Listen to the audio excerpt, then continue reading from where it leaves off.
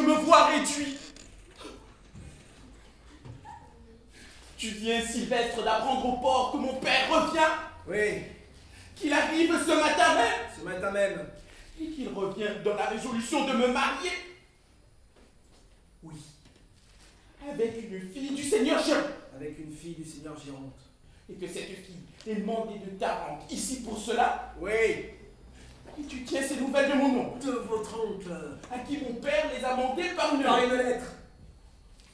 Et cet oncle, dis-tu, c'est toutes nos affaires? Toutes nos affaires. Parle si tu veux, et ne te fais point de la sorte arracher les mots de la bouche. Et qu'ai-je à parler davantage? Vous n'oubliez aucune circonstance et vous dites les choses tout justement comme elles sont. Conseille-moi du moins, et me dis ce que je dois faire dans ces cruelles conjonctures. Ma foi, je m'y trouve autant embarras et goût, et j'aurais plus besoin que l'on me conseille à moi-même. Je suis assassiné par ce maudit retour. Et je ne suis pas loin de vous. Lorsque mon père apprendra les choses, je vais voir fondre sur moi un orage soudain, impétueuse réprimande. Les réprimandes ne sont rien. Plutôt ciel que j'offusque à ce prix. Mais j'ai bien la limite pour moi de payer plus cher vos sottises. Et je vois, au loin, se former un nuage de coups de bâton qui crève sur mes épaules. Ciel! Pas pour sortir de l'embarras où je me trouve. C'est à quoi vous deviez songer avant de vous y jeter. Tu me fais mourir par tes leçons hors de saison. Vous me faites bien plus mourir par vos actions interdites.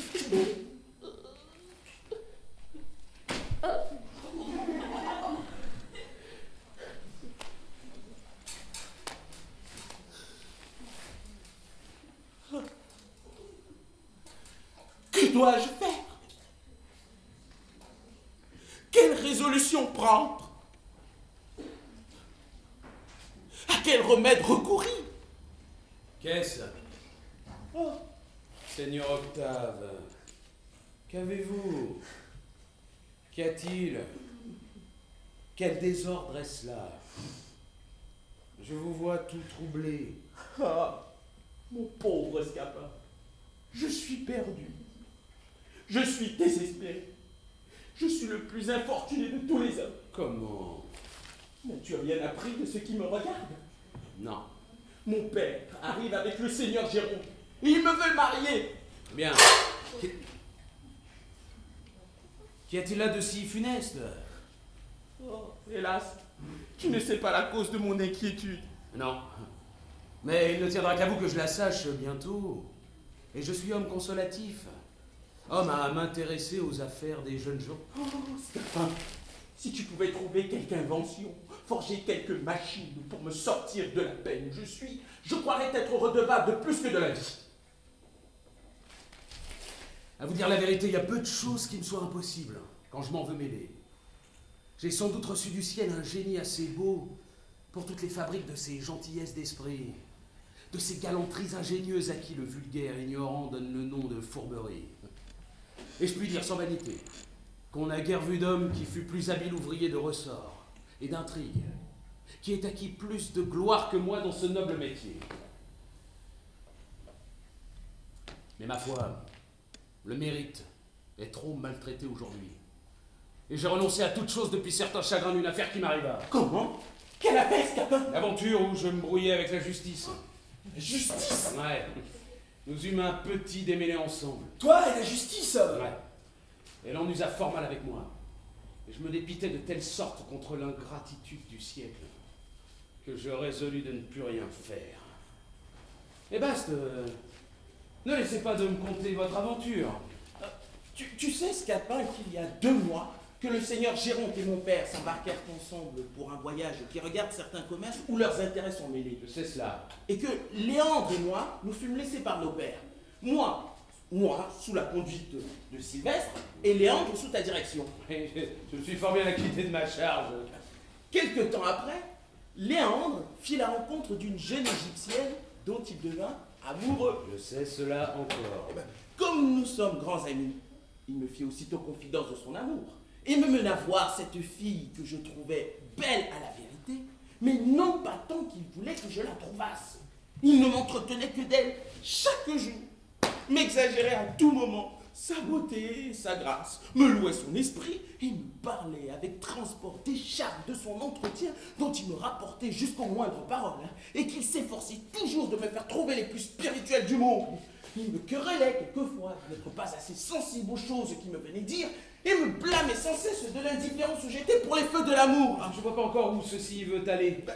Un jour que je l'accompagnais chez les gens qui gardaient l'objet de ses vœux, nous entendîmes dans une petite maison d'une rue écartée quelques plaintes, mêlées de beaucoup de sanglots.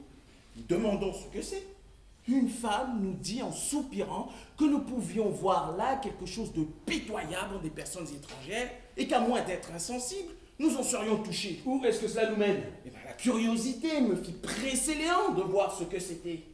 Nous entrons dans une salle où nous voyons une vieille femme mourante, assistée d'une servante qui faisait des regrets, et d'une jeune fille, toute fondante en larmes, la plus belle, la plus touchante qu'on puisse jamais voir. Ah ah! Une autre aurait paru effroyable en l'état où elle était, car elle n'avait pour habillement qu'une méchante petite jupe,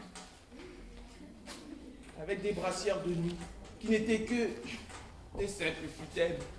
Et sa coiffure, c'était une cornette jaune, retroussée au haut de sa tête, et qui laissait tomber en désordre ses cheveux sur ses épaules. Oh. Mais cependant, faite comme cela, elle brillait de mille attraits, et ce n'était qu'agrément et que charme que toute sa personne. Oh. Je sens venir les choses. Oh, si tu l'avais vu, Scapin, en l'état que je dis, tu l'aurais trouvé admirable. Ah, je le vois bien, sans l'avoir vue, je vois bien qu'elle était tout à fait touchante. Ses larmes n'étaient point de ces larmes désagréables qui défigurent un visage. Elle avait à pleurer une grâce touchante, et sa douleur était la plus belle du monde. Et je vois tout cela. Ah, elle faisait fondre chacun en larmes en se jetant amoureusement sur le corps de cette mourante qu'elle appelait sa chère mère. Et il n'y eut personne qui n'eût l'âme percée de voir un si bon naturel. En effet, cela est charmant. Ah, Je vois bien que ce bon naturel-là vous la fit aimer. Scapin, un barbare l'aurait aimé. Assurément, hein, le moyen de s'en empêcher. Après quelques paroles dont je tâchais d'adoucir la douleur de cette charmante affligée, nous sortîmes de là. Et, demandant à Léandre ce qui lui semblait de cette personne, il me répondit froidement qu'il la trouvait assez jolie. Oh. Je fus piqué de la froideur avec laquelle il m'en parlait et ne voulus point lui découvrir l'effet que ses beautés avaient fait sur mon âme. Ah! Si vous voulez abréger ce récit, nous en voilà pour jusqu'à demain. Mais- Attendez, laissez-moi finir en 2 mots. Son cœur prend feu dès cet instant. Il ne saurait plus vivre sans qu'une œil consolé son aimable affligé. Et ses fréquentes visites sont rejetées par la servante, devenue la gouvernante, par le trépas de la mère. Voilà le trouble de désespoir. Il conjure, supplie, presse pour la faire. On lui dit que la fille, quoique son bien, est sans argent et de famille honnête, et qu'à moins que de l'épouser, on ne saurait souffrir ses fréquentes visites. Ah, voilà son amour, augmenté par la difficulté. Oh, consulte dans sa tête. Raisonne, balance. J'y prend sa résolution. Le voilà marié avec elle depuis 3 jours. J'entends. Et maintenant, mais à cela, le retour imprévu du père qu'on n'attendait que dans 2 mois, la découverte que l'oncle a fait du secret de notre mariage, et le mariage qu'on veut lui faire avec la fille que le seigneur Gironde a eue d'une seconde femme qu'on dit qu'il a épousée à Tarente. Et par-dessus tout cela, mais encore, l'indigence où se trouve cette aimable personne et l'impuissance où je me vois d'avoir de quoi la secourir. Est-ce là tout? Hein? Voilà bien embarrassés tous deux pour une bagatelle. C'est bien là de quoi se tente à l'armée. N'as-tu point de honte, toi, de demeurer court à si peu de choses? Que diable te voilà grand gros comme père et mère? Et tu ne saurais trouver dans ta tête, forger dans ton esprit quelques ruses galantes, quelque honnête petit stratagème pour ajuster vos affaires. Les filles, peste soit du butor! Je voudrais bien qu'on m'eût donné autrefois nos 2 vieillards à Dupéret. Je les aurais joués tous 2 par sous la jambe. Et j'étais pas plus grand que cela, que je me signalais déjà par son tour d'adresse joli. Il est vrai que je n'ai pas ton talent, et je n'ai pas comme toi l'esprit de me brouiller avec la justice. Voici mon aimable Hyacinthe.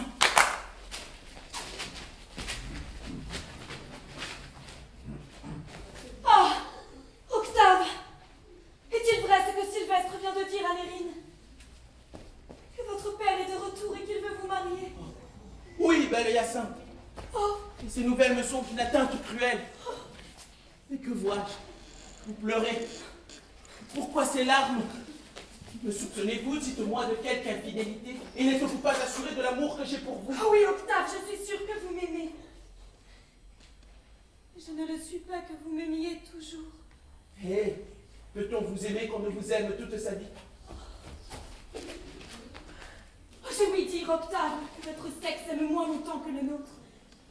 Et que les ardeurs que les hommes font voir sont des feux qui s'éteignent aussi facilement qu'ils naissent. Ah, mon cœur n'est donc pas fait comme celui des autres hommes.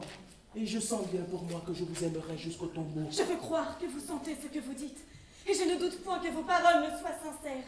Mais je crains un pouvoir qui combattra dans votre cœur les tendres sentiments que vous pouvez avoir pour moi. Vous dépendez d'un père qui veut vous marier à une autre personne.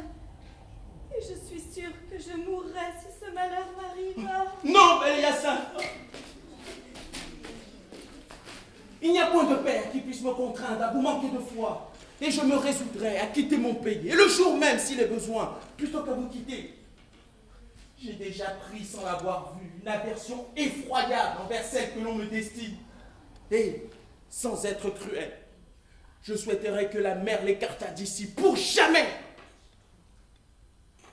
Ne pleurez donc point, je vous prie, mon aimable Hyacinthe, car vos larmes me tuent, et je ne les plus voir sans me sentir percer le cœur.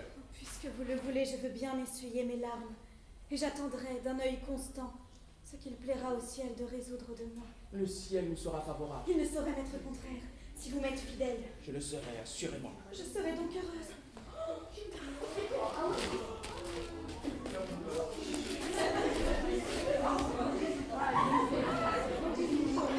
Elle n'est pas tant sotte, ma foi, hein. Je la trouve assez passable. Voici un homme qui pourrait bien, s'il le voulait, nous être dans tous nos besoins d'un secours merveilleux. Ah non, j'ai fait de grands serments de ne me mêler plus du monde. Et si vous m'en priez bien fort, tous deux, Peut-être.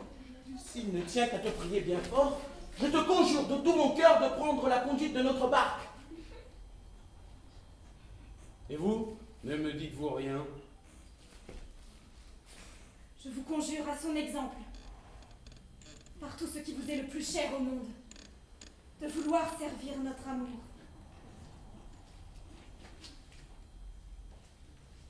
Ah, il faut se laisser vaincre, hein, et avoir de l'humanité. Allez, je veux m'employer pour vous. Oh, crois que... Chut, Allez-vous-en, vous, et soyez-en repos. Et vous, préparez-vous à soutenir avec fermeté l'abord de votre père. oh, je t'avoue que cet abord me fait trembler par avance. Et j'ai une timidité naturelle que je ne saurais vaincre. Il faut pourtant paraître ferme au premier choc, de peur que sur votre faiblesse, il ne prenne le pied de vous mener comme un enfant. Hein. Là, tâchez de vous composer, par étude. Non, un peu de hardiesse. Et songez à répondre résolument sur tout ce qu'il pourra vous dire. Je ferai du mieux que je pourrai. Ça, essayons un peu, pour vous accoutumer. Répétons un peu votre rôle, et voyons si vous ferez bien. Alors, la mine. Résolue. La tête haute. Et les regards assurés.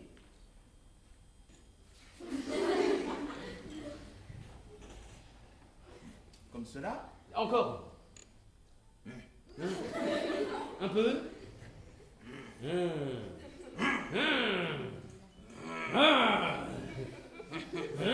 Et davantage.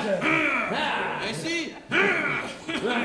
Bon, imaginez-vous que je suis votre père qui arrive et répondez-moi fermement, comme si c'était à lui-même. Comment, Pandare? Vaurien infâme, fils indigne d'un père comme moi, oses-tu bien paraître devant mes yeux? Après tes bons déportements, après le lâche-tour que tu m'as joué pendant mon absence, est-ce là le fruit de mes soins, Marot? Est-ce là le fruit de mes soins?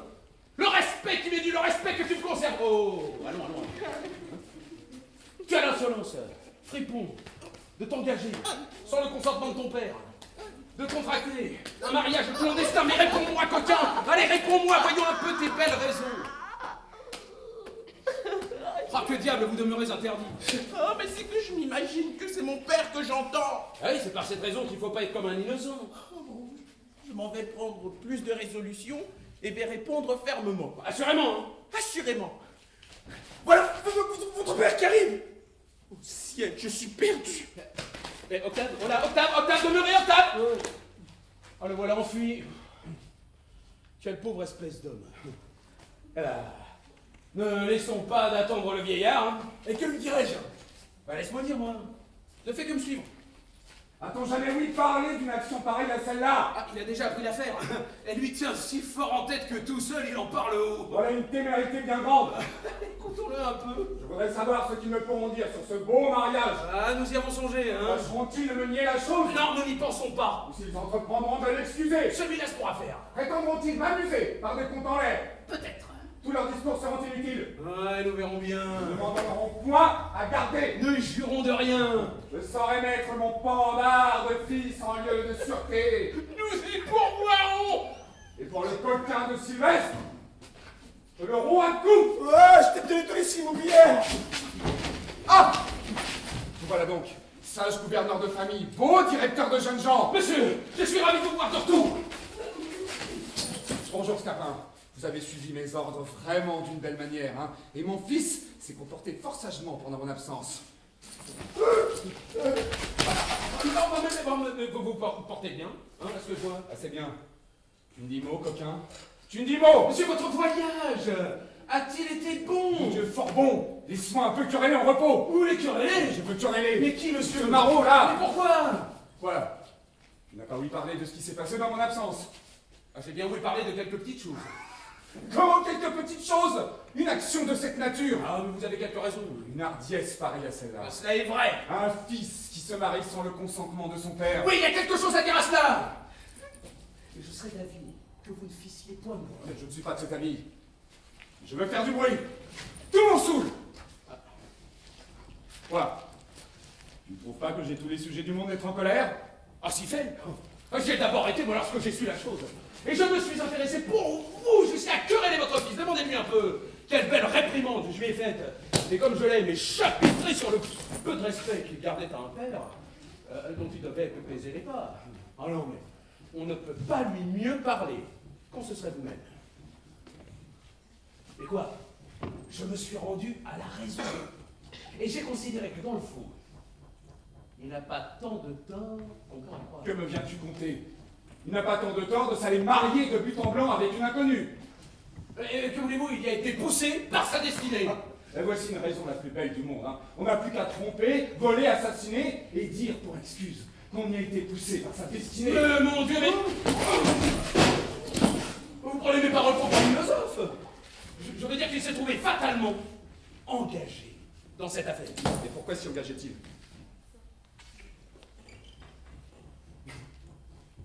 Bon, voulez-vous qu'il soit aussi sage que vous?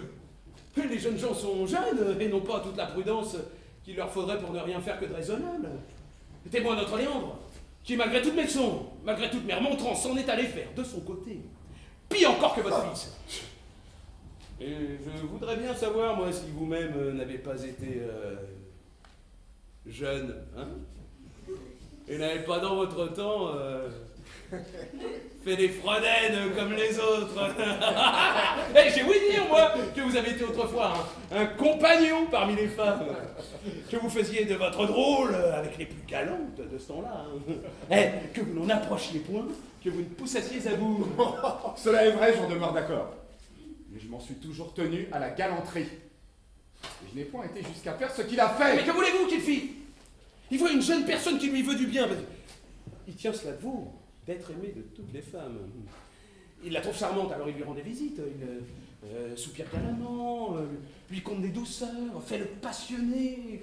Elle se rend à sa poursuite, il pose sa fortune. Oh, et le voilà surpris avec elle par ses parents, qui la forcent à la main, le contraignent de l'épouser. Ah, la bille fourbe que voilà. Eussiez-vous voulu qu'il se fût laissé tuer? Vaut mieux encore être marié qu'être mort. On ne m'a pas dit que l'affaire se soit ainsi passée. Bah, demandez-lui plutôt. Hein. Il vous dira pas le contraire. C'est par force qu'il a été marié? Oui, monsieur. Voudrais-je vous mentir? Il devait donc aller tout aussitôt protester de violence chez un notaire. Mais c'est ce qu'il n'a pas voulu Ça faire. m'aurait donné plus de facilité à rompre ce mariage. Rompre ce mariage? Oui.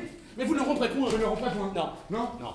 Quoi, je n'aurais pas pour moi les droits du père et la raison de la violence qu'on a faite à mon fils. Mais c'est une chose dont il ne demeurera pas d'accord. On n'en demeurera pas d'accord. Non. Mon fils. Votre fils. Voulez-vous qu'il confesse qu'il était capable de crainte? Et que ce soit par force qu'on lui ait fait faire les choses. Mais non. Il n'a garde d'aller avouer cela. Ce serait se faire tort. Et se montrer indigne d'un père comme vous. Je me moque de cela. Il faut, pour son honneur comme pour le vôtre, qu'il dise dans le monde que c'est de bon gré qu'il l'a épousée. Et je veux, moi, pour mon honneur et pour le sien, qu'ils disent le contraire. Bah non, je suis sûr qu'il ne le fera pas. Eh ben, je l'y forcerai bien. Mais il le fera pas, vous dites. Il le fera, ou je le déshériterai. Vous? Moi. Bon. Comment bon? Vous le déshériterez point. Je le déshériterai point. Non. Non. Non. Ouais, ça qui est plaisant. Hein. Je ne déshériterai point mon fils. Non, vous dis-je. Et qui m'en empêchera? Vous-même. Moi. Oui. Mais vous n'aurez pas ce cœur-là. Je l'aurai. Vous vous moquez. Je ne me moque point. La tendresse paternelle fera son office. Elle ne fera rien. Ouais. Je vous dis que cela sera. Un bagatelle. Il faut point dire bagatelle. Oh, mon Dieu, je vous connais, vous êtes bon naturellement. Mais je ne suis point bon. Et je suis méchant quand je veux. Finissons ce discours qui m'échauffe la ville. Va-t'en pour là. Va-t'en me chercher mon fécond. Tandis que j'irai rejoindre le seigneur Géronte pour lui conter ma disgrâce. Monsieur, si je vous puis être utile en quoi que ce soit, vous n'avez qu'à me commander. Je vous remercie. Pourquoi faut-il qu'il soit fils unique? Et que déjà cette heure la fille que le ciel m'a ôtée pour la faire mon héritière?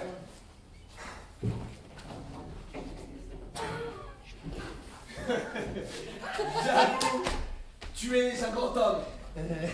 Et voilà, l'affaire en bon train.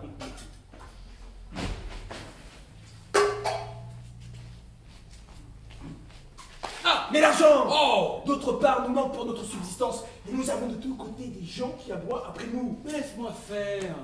La machine est trouvée. Cherche seulement dans ma tête un homme qui nous soit affidé pour jouer un personnage dont j'ai besoin. Attends. Tiens-toi un peu. Oh, Allez, enfonce ton bonnet. En méchant garçon.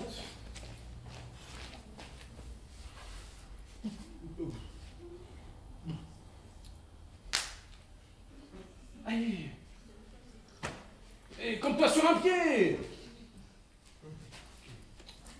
Mets la main au côté. Fais les yeux. Furibond. Allez, marche. Allez, en roi de théâtre. Oh, toi, connu. Oh.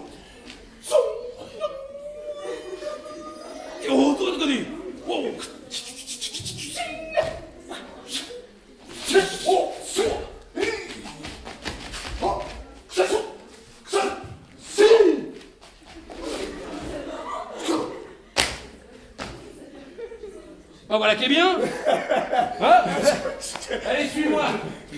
J'ai des secrets pour déguiser ton visage et ta voix. je t'en conjure de ne m'aller point brouiller avec la justice. Mais va, nous partagerons les périls en frères. Et les 3 ans de galère de plus ou de moins sont pas pour arrêter un noble cœur.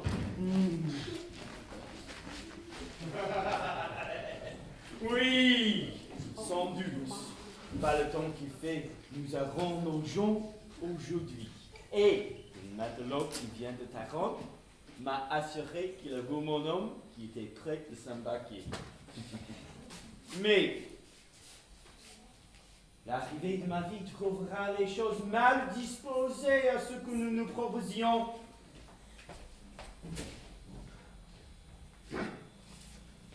Et ce que vous venez de m'apprendre de votre fils rend étrangement les mesures que nous avons prises ensemble. Ne vous mettez pas en peine. Je vous réponds de renverser tout cet obstacle. Et j'y travaille, de ce pas. Ma foi, Seigneur Gant, voulez-vous que je veux dire? L'éducation des enfants est une chose à quoi il faut s'attacher fortement. Sans doute. À quel propos cela? À propos de ce que les mauvais déportements des jeunes gens viennent le plus souvent de la mauvaise éducation que leur père leur donne. Cela arrive parfois. Que voulez-vous dire par là? Ce que je veux dire par là, Oui. que si vous aviez un brave père, bien originer votre fils, il ne vous aurait pas joué le tour qu'il vous a fait. Fort bien. De sorte que vous avez bien mieux m'originer le vôtre. Oui, sans doute. Et je serais bien fâché qu'il m'aurait rien fait approchant de cela. Et si ce fils que vous avez, en brave père, si bien originer, l'avait fait pire encore que le mien, hein? Comment? Comment? Qu'est-ce que cela veut dire? Cela veut dire, Seigneur Géronte, qu'il ne faut pas être si prompt à condamner la conduite des autres, et que ceux qui veulent gloser doivent bien regarder chez eux s'il n'y a rien qui cloche. Je n'entends point cette énigme. On vous l'expliquera. Est-ce que vous avez ouï dire quelque chose de mon fils? Cela se peut faire. Et quoi encore? Ah, votre scapin, dans mon dépit, ne m'a dit la chose qu'en gros. Et vous pourrez de lui ou de quelque autre être instruit du détail. Pour moi, je vais vite consulter les avocats et aviser des biais que j'ai à prendre. Jusqu'au revoir. Que précède que cette affaire-ci, pire encore que le sien. Pour moi, je vois pas ce qu'on peut faire de pire. Et je trouve se marier sans le consentement de son père est une action qui passe tout ce qu'on peut s'imaginer. Ah! Vous voilà! Hé, mon père! Que j'ai de joie de vous voir de retour! Doucement! Pardon pour ta affaire. Oui. Souffrez que je vous embrasse! Doucement, vous dites. Quoi? Vous me refusez, mon père, que je vous exprime mon transport par mes embrassements? Oui. Nous avons quelque chose à démêler ensemble. Et quoi? Tenez-vous que je vous vois en face? Comment? Regardez-moi entre deux yeux! Eh bien! Qu'est-ce donc qui s'est passé ici? Ce qui s'est passé? Oui! Qu'avez-vous fait pendant mon absence? Que voulez-vous, mon père, que je fais? Ce n'est pas moi qui vous que vous avez fait, mais qui demande ce que c'est que vous avez fait. Moi? Et je n'ai fait aucune chose dont vous ayez lieu de vous plaindre? Aucune chose! Non! Vous êtes bien résolu. C'est que je suis sûr de mon innocence. Scapin, pourtant, dites vos nouvelles. Scapin? Ce mot vous fait rougir! Il vous a dit quelque chose de moi? Non!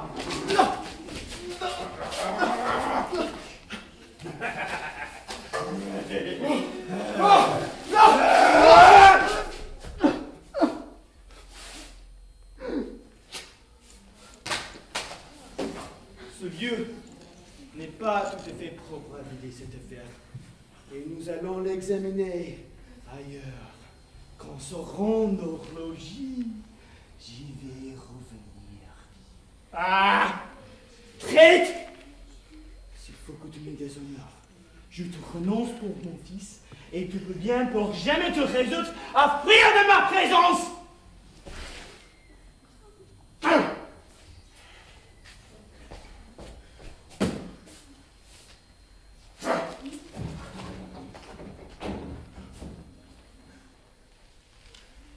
Me trahir de cette manière? Un coquin qui doit, par sans raison, être le premier à cacher les choses que je lui confie, est le premier à les aller découvrir à mon père.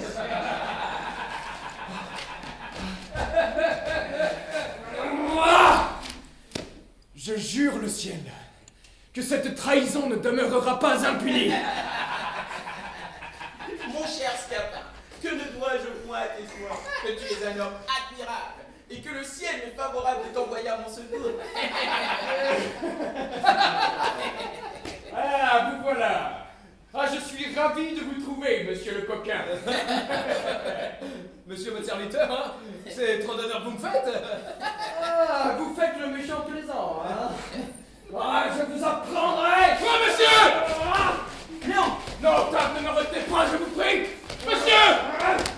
Oh, de grâce, Laissez-moi contenter mon ressentiment. au nom de l'amitié, Léon, ne me battez des poings. Monsieur, que vous ai-je fait? Ce que tu m'as fait,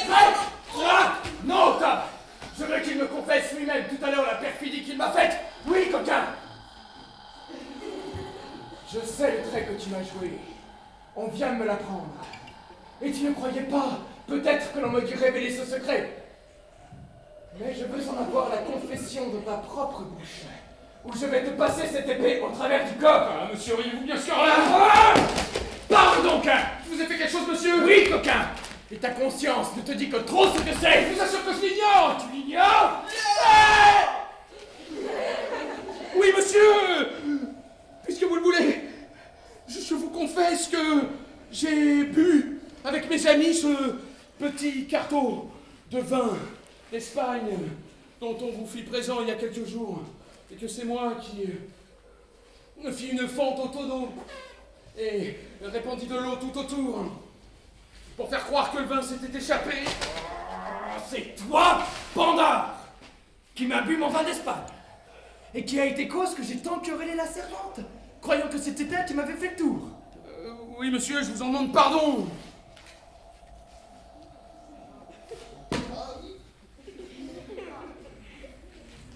Je suis bien aise d'apprendre cela.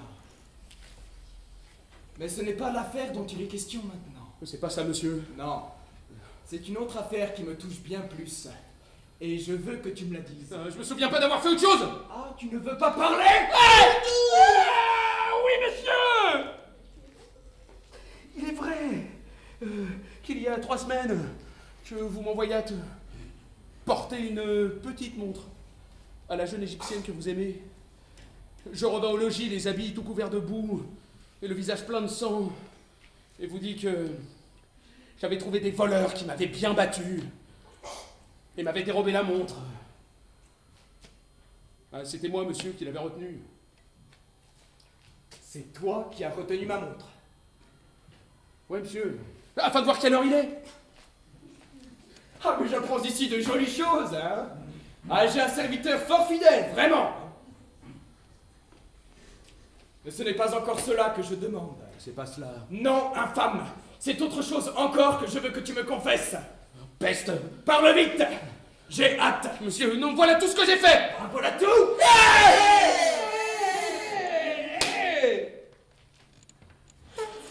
Eh bien oui, monsieur. Vous vous souvenez de ce loup-garou, il y a 6 mois, qui vous donna tant de coups de bâton la nuit, et vous pensâtes faire rompre le cou dans une cave où vous tombâtes en fuyant. Eh bien, C'était moi, monsieur, qui faisais le loup-garou. c'était toi, traître, qui faisait le loup-garou. Oui, monsieur. Mais seulement pour vous faire peur et vous ôter l'envie de nous faire courir toutes les nuits comme vous aviez de coutume. Je saurais me souvenir, en temps et lieu, de tout ce que je viens d'apprendre. Mais je veux venir au fait, et que tu me confesses ce que tu as dit à mon père. À votre père? Oui, fripon, à mon père. Je l'ai pas seulement vu depuis son retour. Ah, tu ne l'as pas vu. Non, monsieur. Assurément. Assurément, c'est une chose que je vais vous faire dire par lui-même. C'est de sa bouche que je le tiens pourtant. Avec votre permission, il n'a pas dit la vérité. Monsieur, il vient d'arriver une fâcheuse nouvelle pour votre amour. Comment? Vos Égyptiens se sont le point d'enlever Serpinette. Et elle-même, les larmes aux yeux, m'a promptement demandé de vous dire que si dans 2 heures, vous ne songez à apporter l'argent qu'ils vous ont demandé pour elle, vous allez la perdre à jamais. Dans 2 heures? Dans 2 heures! Oh, mon pauvre Scapin! J'implore ton secours. Ah, mon pauvre Scapin. Je suis mon pauvre Scapin à cette heure qu'on a besoin de moi. Va, je te pardonne tout ce que tu viens de me dire. Et pis encore si tu me l'as fait. Non, non. Ne me pardonnez rien. Passez-moi votre épée au travers du corps. Je serais ravi que vous me tuiez. Non! Je te conjure plutôt de me donner la vie, en servant mon amour. Point. Point, vous ferez mieux de me tuer. Mais tu m'es trop précieux. Et je te prie de vouloir employer pour moi ce génie admirable qui vient à bout de toute chose. Non. Tuez-moi, vous Et dis-je. de grâce, ne songe plus à tout cela. Et pense à me donner le secours que je te demande. Oh, Scapin, il faut faire quelque chose pour lui. Et le moyen. Après une avanie de la sorte, Je te conjure d'oublier mon emportement et de me prêter ton adresse. Je joins mes prières au ciel. j'ai cette insulte-là sur le cœur. Il faut quitter ton ressentiment. Voudrais-tu m'abandonner, Scapin, dans la cruelle extrémité où se voit mon amour? Me venir faire, à l'improviste, un affront comme celui-là, J'ai tort, je le confesse. me traiter de coquin, de pandard, de fripon, d'infâme, J'en ai tous les regrets du monde. me vouloir passer son épée au travers du corps. Je t'en demande pardon de tout mon cœur. Et s'il ne tient qu'à me jeter à tes genoux, tu m'y vois, Scapin, pour te conjurer, encore une fois, de ne me point abandonner.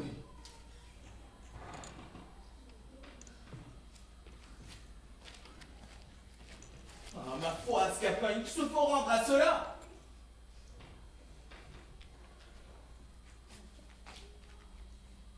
Levez-vous. Une autre fois, ne soyez point si prompt. Me promets-tu de travailler pour moi? On y songera. Mais tu sais que le temps presse. Ne vous mettez pas en peine. Combien est-ce qu'il vous faut? 500 écus. Et à vous? 200 pistoles. Je veux tirer cet argent de vos pères. Pour ce qui est du vôtre, la machine est déjà toute trouvée. Et quant au vôtre, bien qu'avare au dernier degré, il y faudra moins de façons encore. Car vous savez que pour l'esprit, il n'en a pas, grâce à Dieu, grande provision. Et je le livre pour une espèce d'homme à qui l'on fera toujours croire tout ce que l'on voudra. Cela ne vous offense point. Il ne tombe entre lui et vous aucun soupçon de ressemblance. Vous savez assez l'opinion de tout le monde. Qui veut qu'il ne soit votre père que pour la forme. Tout beau, Scapin. Bon, faites bien scrupule de cela. Vous moquez-vous. J'aperçois venir le père d'Octave. Commençons par lui puisqu'il se présente. Allez-vous-en tous deux. Vous, avertissez votre Sylvestre de venir vite jouer son rôle.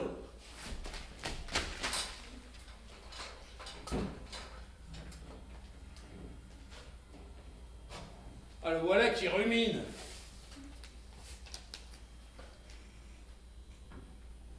Avoir si peu de conduite et de considération. Ça les jeter dans un engagement comme celui-là.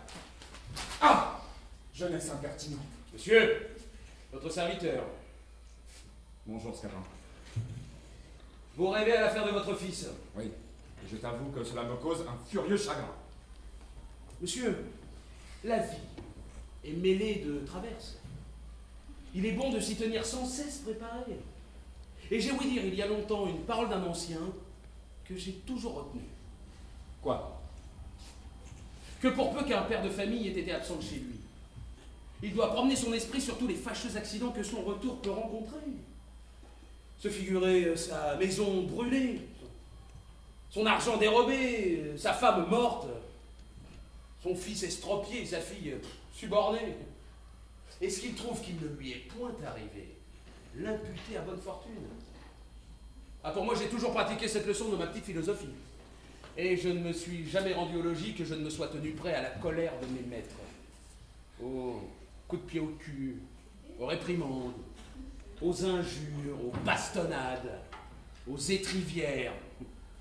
Et ce qui a manqué à m'arriver, j'en ai rendu grâce à mon bon destin. Voilà qui est bien. Mais ce mariage impertinent qui trouble celui que nous voulons faire est une chose que je ne puis souffrir. Et je viens de consulter des avocats pour le faire casser.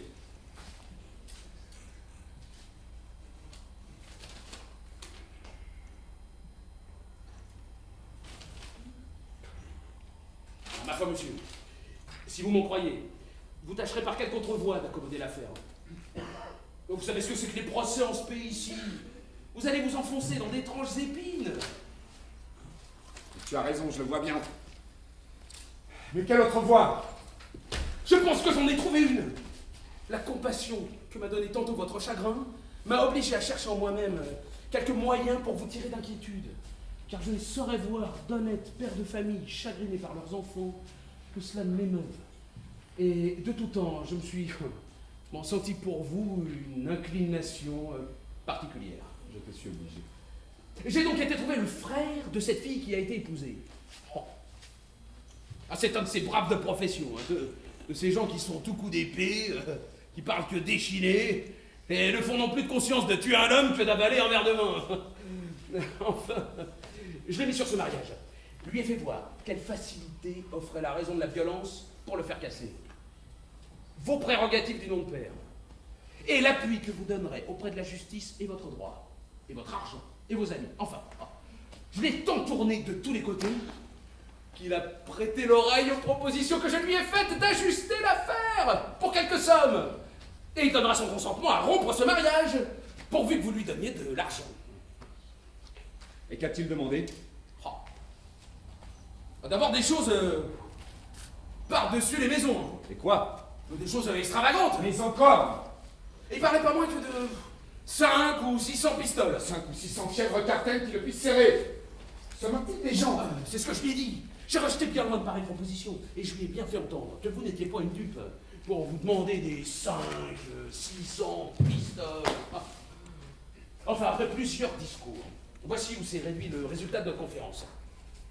Et nous voilà autant, m'a-t-il dit, que je dois partir pour l'armée. Je suis après m'équiper, et le besoin que j'ai de quelque argent me fait consentir malgré moi à ce qu'on me propose. Il me faut un cheval de service, et je n'en saurais trouver un qui soit tant soit peu raisonnable, à moins de 60 pistoles. Eh bien, soit, pour 60 pistoles, je les donne. Oh, il faudra aussi le harnais et les pistolets. Et cela ira bien à 20 pistoles encore. 20 pistoles et 60, ce serait 80. Oui, Ah oui, mais c'est beaucoup! Mais soit. Je consens aussi à ça. Oh, il me faudra aussi un cheval pour monter mon valet qui coûtera bien 30 pistoles. Comment de chance qu'il se promène? Non, rien du tout. Monsieur! Eh non, c'est un impertinent. Mais voulez-vous que son valet aille à pied? Et qu'il aille comme il lui plaira, hein, le maître aussi. Monsieur, ne vous arrêtez pas, peu de choses. N'allez point plaider, je vous prie. Donnez tout pour vous sauver des mains de la justice. Eh bien, soit. Je consens à donner encore 30 pistoles. Il me faut aussi un mulet pour tenter quelques petites choses. Qu'il a ce diable avec son mulet. C'en est trop, nous serons devant les juges. Pas grave, monsieur. Non, je n'en ferai rien. Monsieur, un petit mulet. Je lui donnerai seulement pas un âne. Mais considérez que ce mulet va peut-être vous faire... Non, j'ai bien plaidé.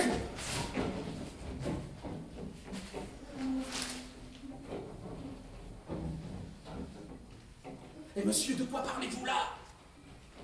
Et à quoi vous résolvez-vous? Jetez les yeux sur les détours de la justice. Voyez combien d'appels, de degrés de juridiction, combien de procédures embarrassantes, combien d'aliments ravissants par les griffes desquels il vous faudra passer. Sergent, procureur, avocat, greffier, rapporteur, substitut, juge et leur clerc. Mais il n'y a pas un de tous ces gens-là qui, pour la moindre chose, ne soit capable de donner un soufflet au meilleur droit du monde. Un sergent baillera de faux espoirs, sur quoi vous serez condamné sans que vous le sachiez. Votre procureur s'entendra avec votre parti et vous vendra à beau denier comptant. Votre avocat, gagné de même, ne se trouvera point lorsqu'on plaidera votre cause, ou dira des raisons qui ne feront que battre à la campagne, n'iront point au fait. Le greffier délivrera par contumace sentences et arrêts contre vous. Le clerc du rapporteur soustraira des pièces, ou le rapporteur lui-même ne dira pas ce qu'il a vu. Et quand, par les plus grandes précautions du monde, vous aurez parlé tout cela, vous serez ébahis que vos juges même auront été sollicités contre vous, ou par des gens dévots, ou par des femmes qu'ils aimeront. Ah, monsieur, si vous le pouvez, hein, sauvez-vous de cet enfer-là. C'est être damné dès ce monde que d'avoir à plaider. Moi, la seule pensée d'un procès serait capable de me faire fuir jusqu'aux Indes. À combien est-ce qu'il fait monter le mulet? Monsieur, alors, pour le mulet, pour le cheval essuie de son homme, pour le harnais et les pistolets, et pour payer quelques petites choses qu'il doit à son hôtesse, il demande en tout 200 pistoles. 200 pistoles? Oui. Oh non, non, nous plaiderons. Faites réflexion. Non, non, non, je plaiderai. Ne vous allez point jeter dans les gueules de la justice. Je veux plaider. Mais pour plaider, il vous faudra de l'argent. Il vous en faudra pour l'exploit, il vous en faudra pour le contrôle, il vous en faudra pour la procuration, pour la présentation, conseil de production et journée du procureur.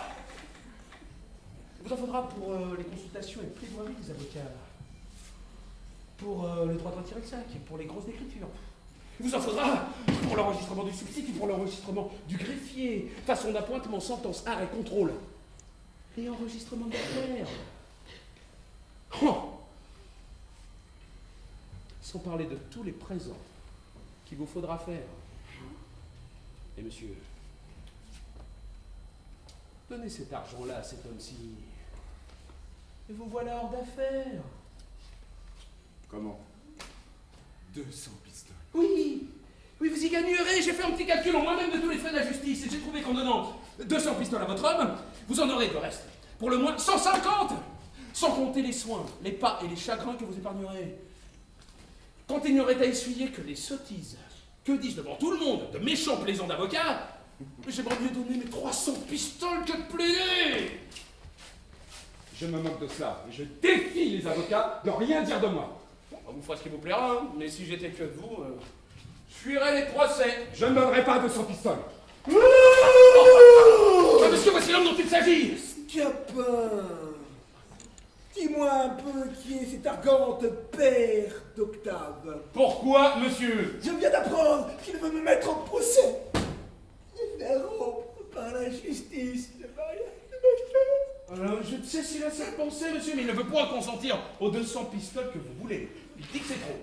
Pour le sang par la mort, s'il était là, je le veux chiner. Tu sais, j'ai trop roué tout vif. Ah, monsieur, ce père d'Octave a du cœur, hein. Peut-être ne vous craindra-t-il point. Lui, me parle un sang par la mort. S'il était là tout à l'heure, je lui donnerais des coups de pied dans la mort. Qui est cet homme? Alors, ce n'est pas lui, monsieur. Ce n'est pas lui. N'est-ce point quelqu'un de ses amis? Mais non, monsieur, au contraire, c'est son ennemi capital. Son ennemi capital? Oh! Morbleu! Je suis ravi!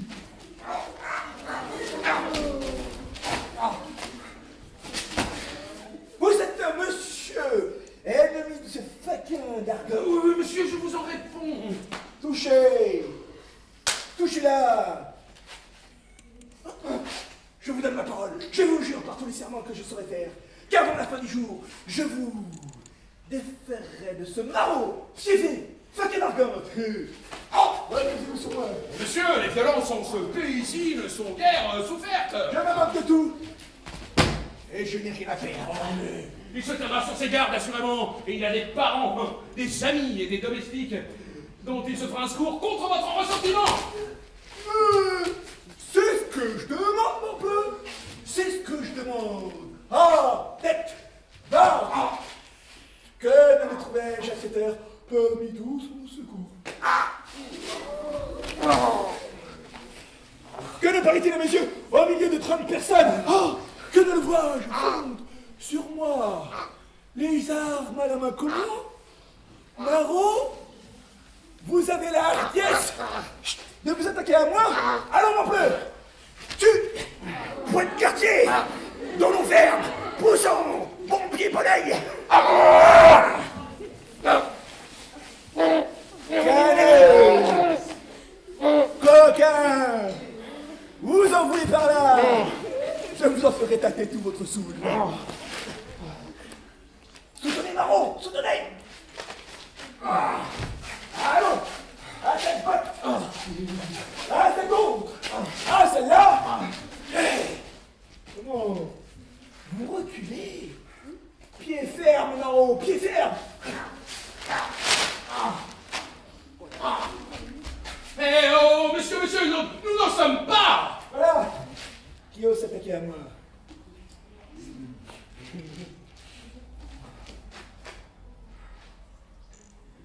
Eh bien, monsieur, voyez combien de personnes tuées pour 200 pistoles.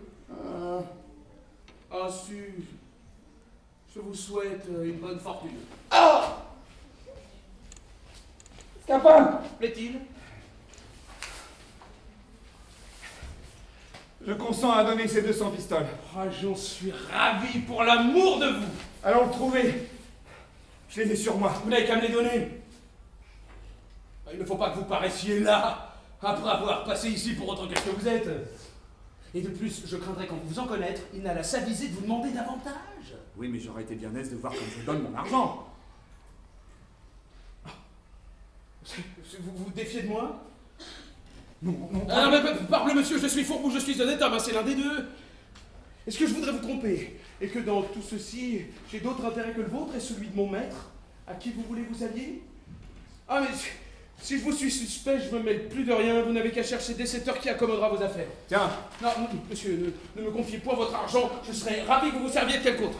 tiens, te dis-je. Non, monsieur, ne vous fiez point à moi, quel sait-on si je veux pas attraper votre argent? Dieu, tiens. Ne me fais point contester davantage.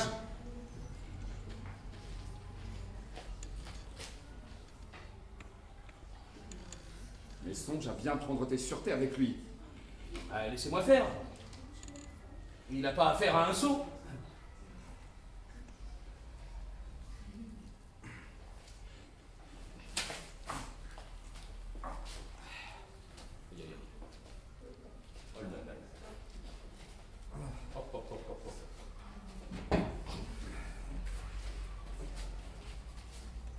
Je vais t'attendre chez moi. Je ne manquerai pas d'y aller.